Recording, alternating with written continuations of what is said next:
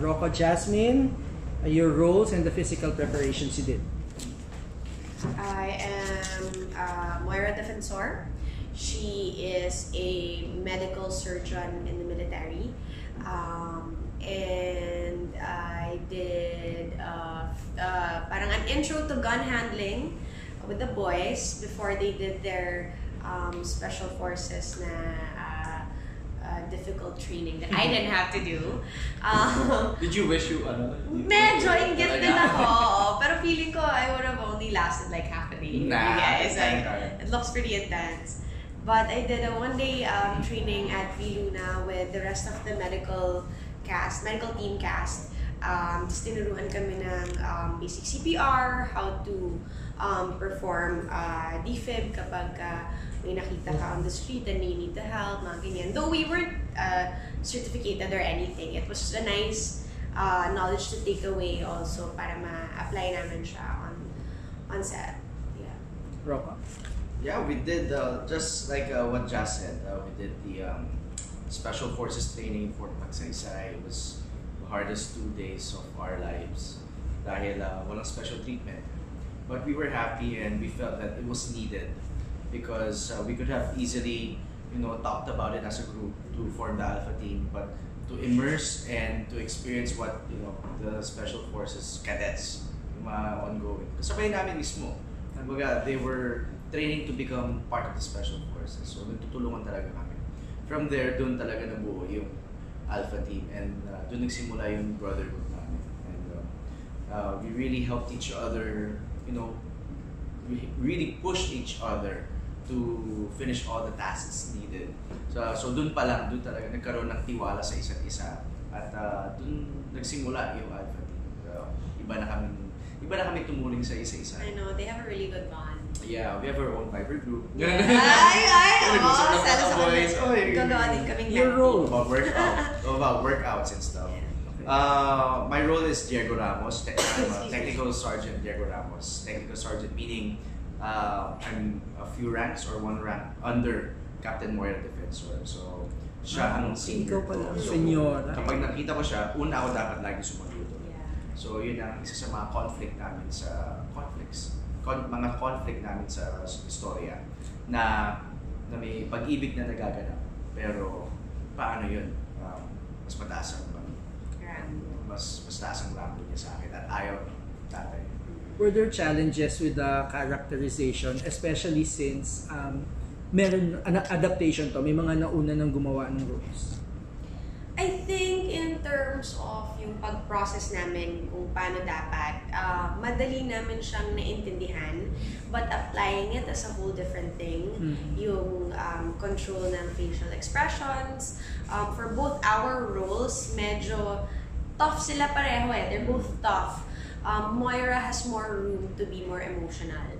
So doon ako thankful kasi sanay ako sa mga acting na I really have to show my emotions. But in this series, kailangan si Moira patago niya pinapakita and trying to stop it but still allowing her soft spot na lumabas para mapakita at maparamdam niya pa rin yung love kay Diego.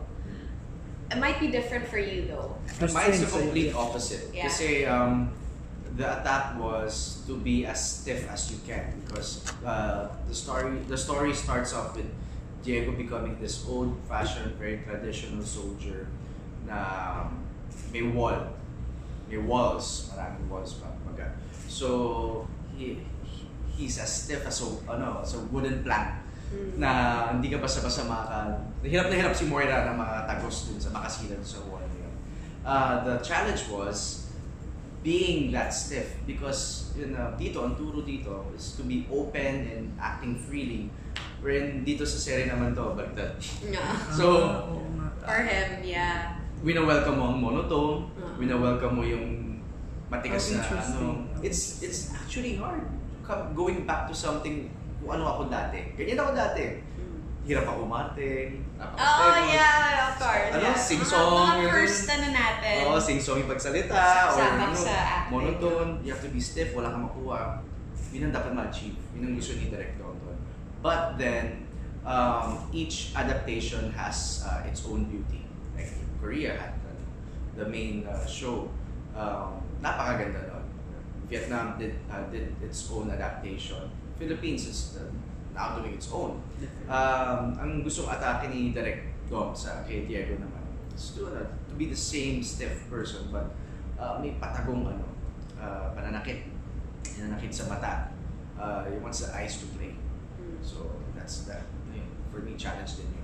That's his room. That's his only Yun lang, room. yun ang room. If Moira can really if she has go the all out, she has the capability to go all out and magalit kay Diego. Diego can only do it with this. So in the beginning, I guess ilang beses nag-take when the director would notice, hey, you're doing it too much. Ganun ba? He would call us out or he would say na parang you're getting there but less ganito pa or I need you to be a bit more like this, Jazz. Kasi sometimes I don't catch myself na nawawala na rin ako sa ni Moira because you get used to it after a while, diba? And then feeling mo kuha mo na yung character. But to be consistent with it every single scene kasi and lalo na yung progression ng mga eksena namin hindi naman dire-diretso na yung mga araw or week. Sometimes you're jumping from week 8 to 4 or 4 to whatever. So yung progress din ng character development may changes na our director can see na minsan ako, I know for sure, medyo nawawala yung vision ko where Moira is. So it's nice na re-realign niya kami. Did you bring it home? Were there times you were so quiet at home, sinasabi ka na, nangyari sa'yo? Being quiet and trabaho din namin na pag umuwi, alisin mo yung role mo sa sarili mo. Go. It's our responsibility to do that. I've been through that road once na dire-diretso, iba-iba yung mga roles na nagagawa ko, nauuwi ko. So, medyo na-apektuhan yung family ko. So, I learned from that. Now, kaya na. Alam mo na, on, off, on. May switch. You need to, we need to talaga. Kundi nabaliw na kami. Yeah. What's so Filipino in this Korean adaptation? What makes it there's a huge family aspect in this. Meron naman in the first, in the original.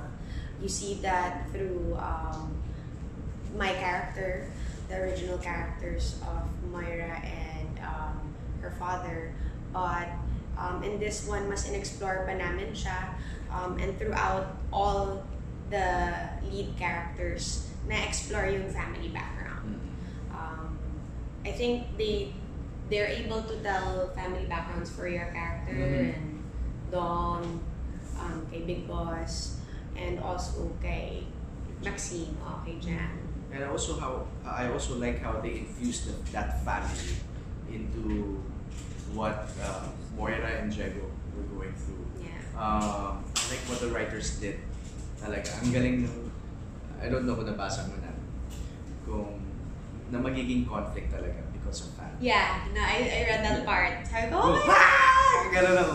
That happened. No. It's something new to watch out for.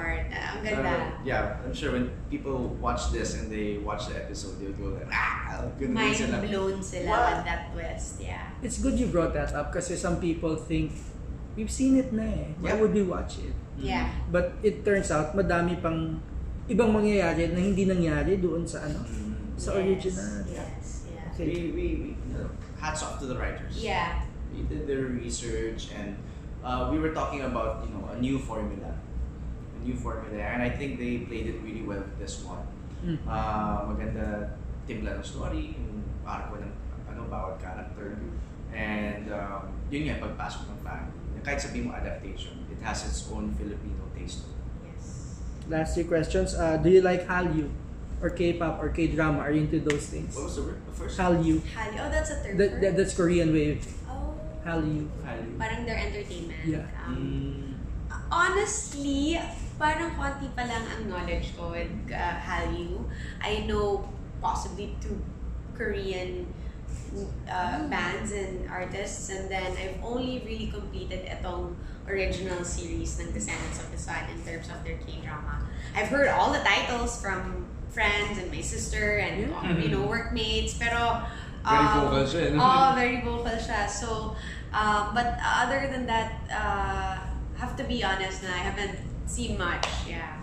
But I appreciate the way they formulate everything, the way they've penetrated the global market, not just in TV, but also in film, you know, with what they're doing. Music also. Okay. Ang galing. Hanga ako with how they're handling their entertainment industry, and that's something we can aspire to become also, or To have. inspire us to create here at home. Wrong. How you? Ganda yung mga beaches sa LU. Oh. I mean, Jasmine said it all already. Di ako fan dati. I mean, 2016, saying it again, yung pagkwento ko, Encantadia was going on. In the era in Encantadia. And then Twitter would, you know, explode ba yung matawag doon? Magta-trend ang Encantadia, yan. And then after the show, pagkatapos mag-air, usually matatapos na rin yung hashtags. But it kept going with Jingu and Rocco. Ano nangyayari? Doon lang na-introduce sa akin. Kasi kamukha mo doon sa Descendants of the Sun. Ano yan? Tapos pinapanood ko. I only reached, finished one episode. Kasi hindi ko talaga gusto eh. Yeah. Pero na-appreciate ko siya. Then fast forward to this year and last year, na kailangan ko ng panood. And I fell in love with the series. Like, I would still watch it Over and over habang again. nag-taping. He does. And when I would show Dong a scene, na look, tingnan mo kung paano yung atake nila dito.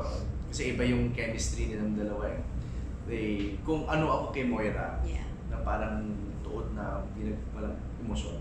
Kay Dong, free. Bigay siya. Bigay na bigay. Yeah. Doon nagagalit din si Moira. Anyway, when I would show Dong a scene, you get hooked to it. Hindi na mababalik yung phone ko. You keep watching it. It's that it's that strong. Yeah. Yung kapit niya sa'yo. So, it's Korea's time. Yeah, it is. It's Yeah. Korea's It's their time. season. Their season. I think nung nabalita na magkakaroon ng adaptation ito last year, talagang mataas na yung anticipation for it. But I think there's one thing that's going on nowadays that made it even higher, yung nangyayari sa bansa natin, yung eruption, and then now globally. I think people want something to believe in, to hold on. What values or virtues of the roles you play would you like to extol? That in every situation that comes, there are people who are able to give us hope in times of need. These are the times where doctors and soldiers come and give you that sense of hope and para hindi ka mawala ng pag-asa. Yun talagang role nila. Hindi lang mag-save ng buhay sa medical side or sa military side, but that's one of their functions as soldiers and doctors. Did you ever want to become a soldier when you were young? Girl? Yeah, it has always been there. Kaya dahil sa Descendants of the Sun, dinare-diretso ko. Yeah. Dinare-diretso ko. I know. Pero anong hanga ka sa isang sundalo? Is it the sacrifice? Is it the training? Is it being ready to give their lives? What is it? I know you're saying it like that. It may be a cliche na sinasabi niya. Tsaka pagsabi ko nito. Pero nung nakausap namin sila Jazz, I cannot say it. It has to be them. When they talk about it, yung pagmamahal nila sa bansa. Talaga. Iba, hindi lang dahil kailangan nila kumita. Wala sila ibang means para kumita for their families. But once they get into the service and they find that that fulfillment of serving the country and loving your country to that point that you will give your life. Doon kami napahanga. I mean, we spent 2 days and our eyes were open with just talking to these soldiers. So, iba ang dating sa atin na, yun nga, yung sinasabi ng sacrifice, But when I say pagmamahal sa bansa, I really enunciate dun sa pagmamahal. Kasi iba, that's real, yeah. ibibigay Hindi mo talaga. yung mapapeke. Hindi naman peke. You feel how sincere they are when they say that. Diba? I think you will also when you meet all the soldiers here and the generals. What do you mean on the show? on the show? No, they'll be here. They'll be here We'll later. attend tonight, yeah. Yung mga doktor naman. I think in general na rin, I agree with what Rocco said na mas mabibigyan ng light yung image ng mga doktor at sundalo natin na tirelessly, endlessly, binibigay yung oras, pagmamahal nila sa pagtulong ng mga tao in times of calamities, emergencies, or just a regular day na kailangan ng tulong nila, di ba? They're always there, they're always ready to help. That's the service that they've chosen. And minsan kasi nakakalimutan yan. Nagiging practical thinking to a point na syempre, service pa rin ang binibigay nila. It becomes a transaction for most of our days na pag na-encounter ang mga doctors or anyone in the medical field. So, when you think about it in a deeper sense na parang, oo, transactional purpose pa rin siya kasi may bayad na nangyayari sa mga doctors, but those who dedicate their time to go out and do medical missions or to join the military on their missions and be part and offer their services, makikita mo yung dedication. Makikita mo rin na maraming gustong tumulong. And through these people, naaabot natin sa mga taong minsan masyado silang malayo for help. And the average people or average NGOs cannot help. So through our soldiers, through our medical missions that these doctors do, makikita mo na may dedication, may puso, and there's that, yun nga, as cliche as it sounds, the love for the country. Yun talaga yung nangunguna sa lahat, above all else na ginagawa nila. Kasi there's no reason to help if you don't believe that these people will be the future for the country. So I love that. And I hope that's what people take away from this and from the characters that we embody, yung roles nila, kung sino sila sa society, ano yung naitutulong at naambag nila sa society natin. Salamat. Thank you.